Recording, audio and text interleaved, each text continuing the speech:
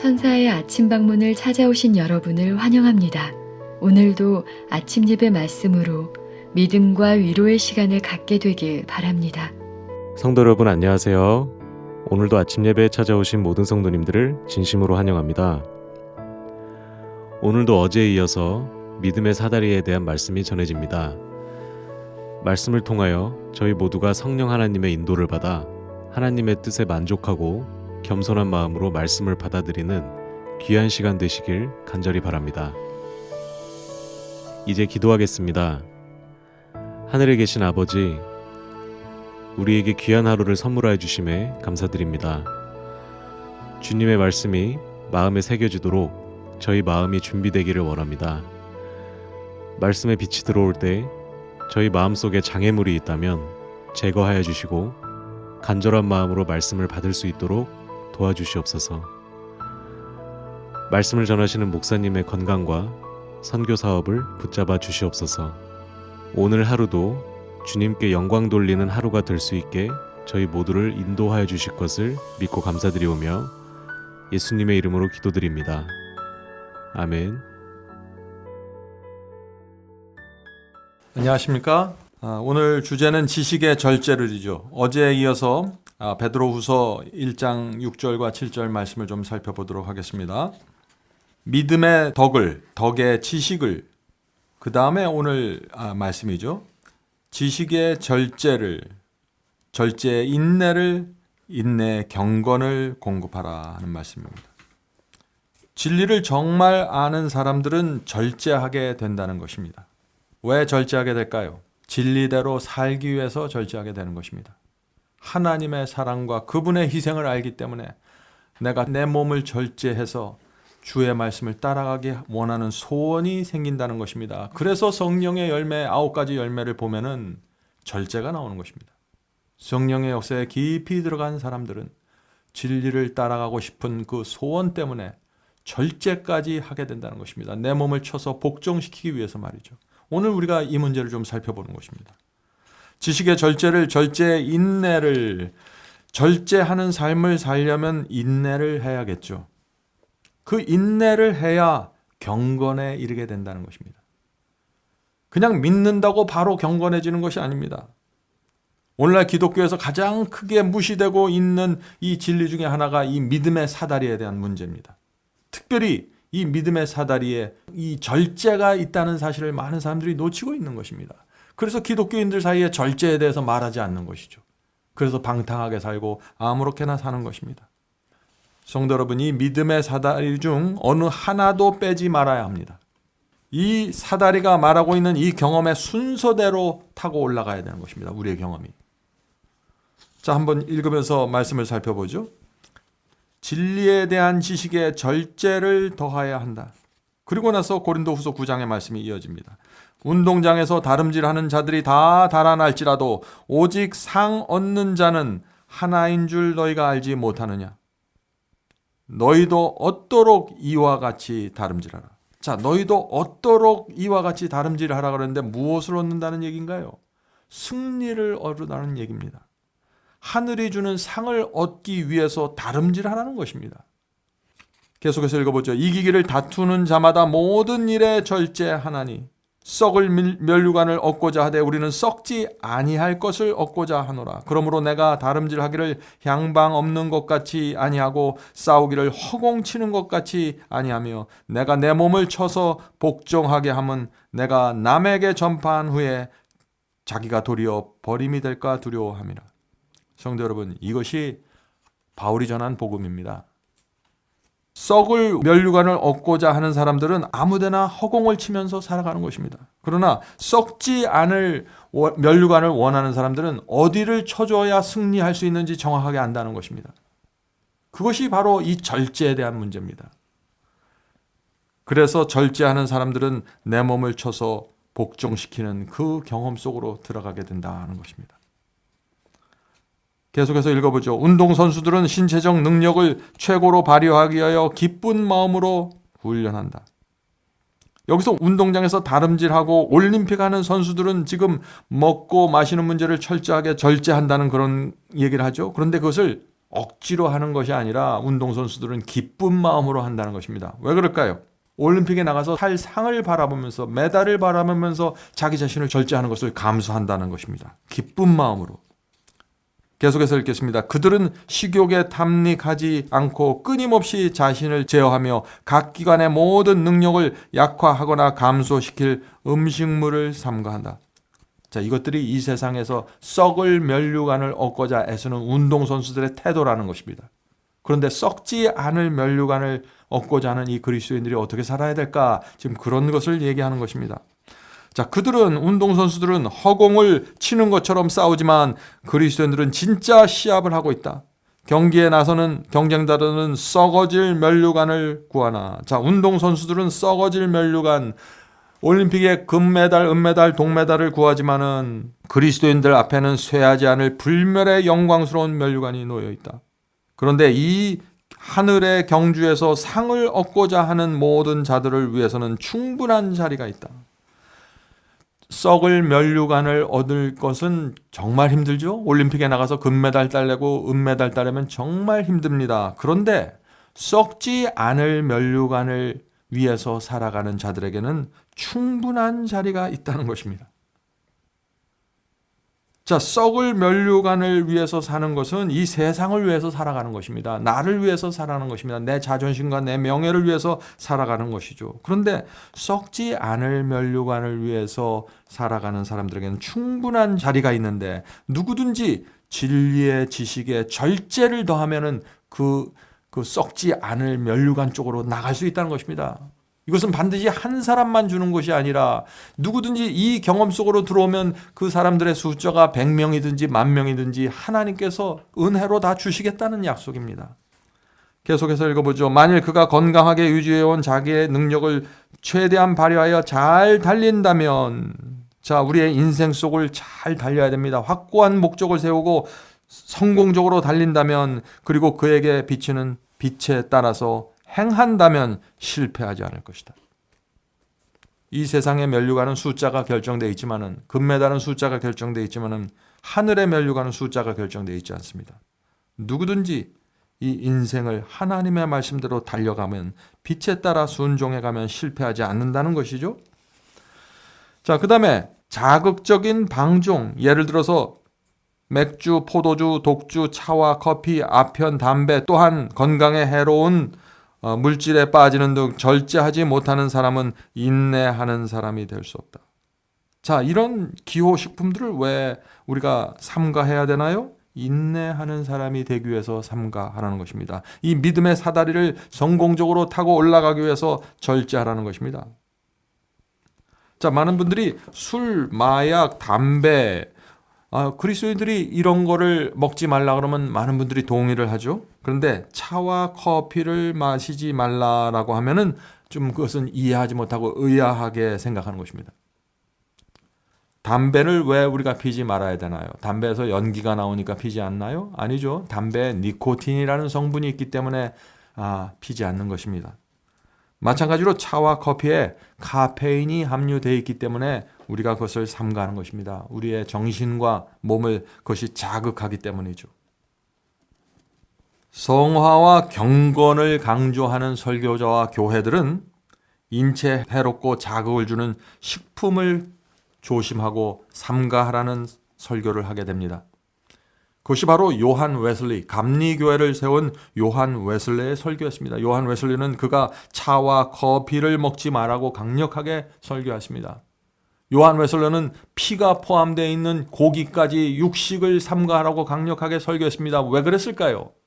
그런 자극적인 음식들, 몸에 유익을 주지 않는 그런 음식물들이 성화의 과정, 이 믿음의 사닥다리를 타고 올라가는 이 영적인 경험에 지장을 준다 하는 것입니다. 물론 차를 마시면 구원받을 수 없고 커피를 마시면 구원받을 수 없다는 이 구원의 조건이 아니지만은 이 믿음의 사다리를 타고 갈 수 있는 지혜를, 하늘의 지혜를 지금 사도 베드로가 우리에게 주는 것입니다. 이것은 어떤 교파의 가르침이 아니라, 어떤 설교자의 가르침이 아니라, 이것은 사도 베드로가 내오는 가르침입니다. 성도 여러분, 오늘 제가 분명하게 말씀드리지만은 여러분 신약 성경에서 절제라는 단어를 한번 검색해 보세요. 사도 바울이 절제에 대해서 얼마나 강조했는지 여러분들 눈으로 한번 확인해 보시길 바랍니다.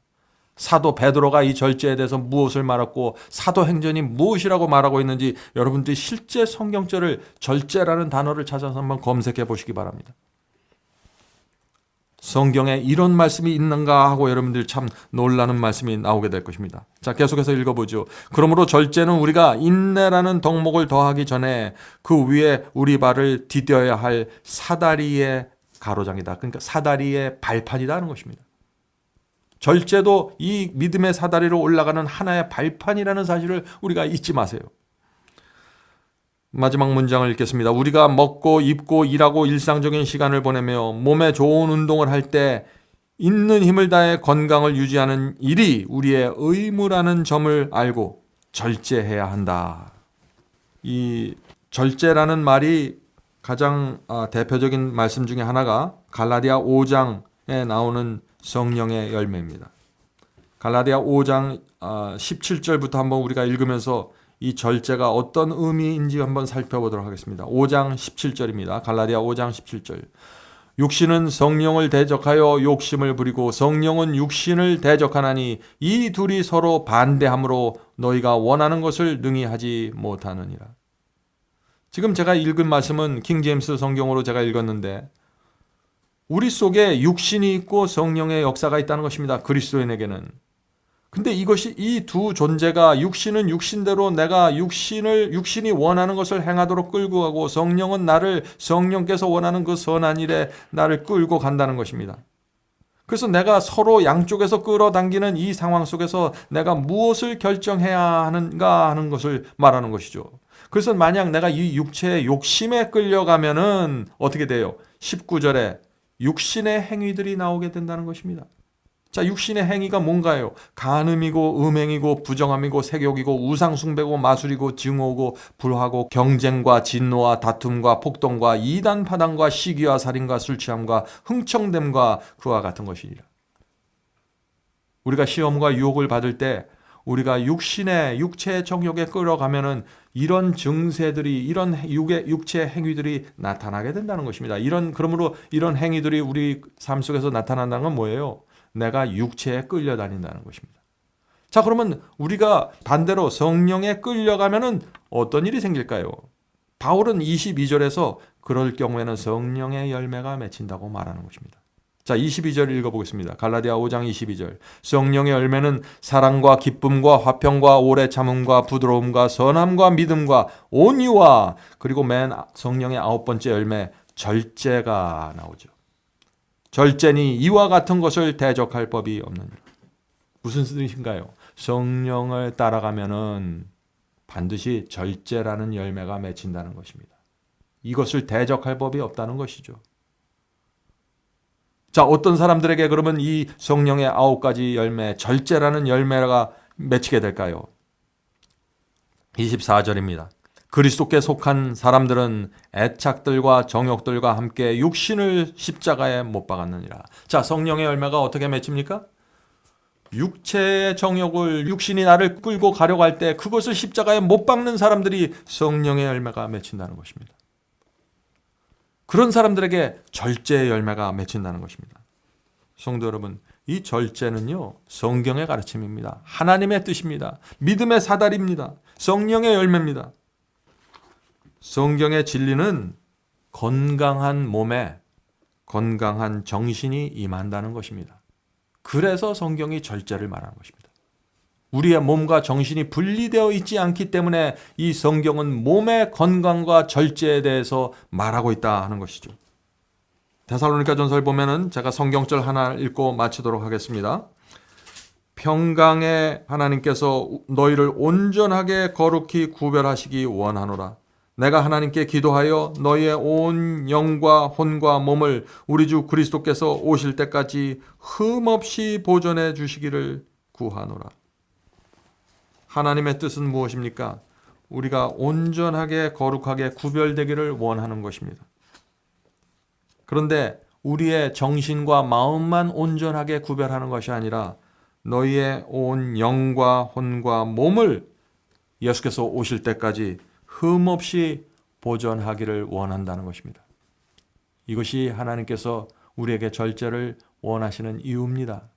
우리의 몸은 정신에게 영향을 주고 우리의 정신이 스트레스를 받으면 다시 몸에게 영향을 줘서 몸이 약해지고 또 건강이 저하되면 그것이 다시 우리의 마음과 영혼에 영향을 줘서 영적으로 연약하게 되고 문제가 생기기 때문에 하나님께서 우리의 몸과 마음과 영이 함께 잘 보존되기를 원하신다는 것입니다.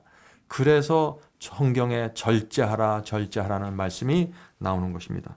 자, 우리 모두 우리의 남은 생애 동안 이 믿음의 사다리 올라가는 중에 이 절제 발판을 확실하게 밟고 올라가게 되길 제가 간절히 바랍니다. 자, 기도하겠습니다. 하늘에 계신 저희들의 아버지,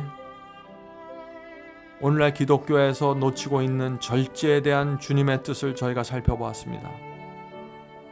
오늘 이 절제에 대한 진리가 저희의 마음에 새겨져서 하나님께 나가는 저희의 영적인 경험이 정확하게 이루어질 수 있도록 도와주시옵소서. 이 절제라는 하나님의 지혜를 저희가 받아서 저희의 영적인 경험, 내 몸을 쳐서 복종시키는 경험, 내 마음이 주님을 향해 따라가는 그 경험이 내 몸과 마음과 영혼이 연합해서 흠없이 이루어지게 되기를 저희가 간절히 소원합니다. 주여, 저희가 하늘의 지혜를 받고 주의 뜻을 받을 수 있도록 도와주시옵소서. 오늘 하루 저희가 살아갈 때 저희의 몸과 영과 혼이 주 앞에서 잘 보존되기를 저희가 간구하오니 도와주시옵소서. 예수님의 이름으로 간절히 기도드립니다. 아멘. 성도 여러분, 마지막 사명에서는 아침 예배 채널을 유튜브에서 별도로 운영하고 있습니다. 아침 예배 채널에서는 매일 새벽 4시에 예배 영상이 올려지고 있으며 특별히 아침 9시에 예배가 진행됩니다. 아침 9시 예배가 아침 예배 채널의 독특한 특징입니다. 원하시는 분들은 유튜브에서 아침 예배 채널을 별도로 구독 신청하여 주시면 저희와 함께 아침마다 예배 드릴 수 있습니다. 매일 아침마다 하나님의 말씀으로 저희 모두가 주 앞에 나와 예배 드리는 신앙으로 함께 나가게 되길 간절히 바랍니다. 감사합니다.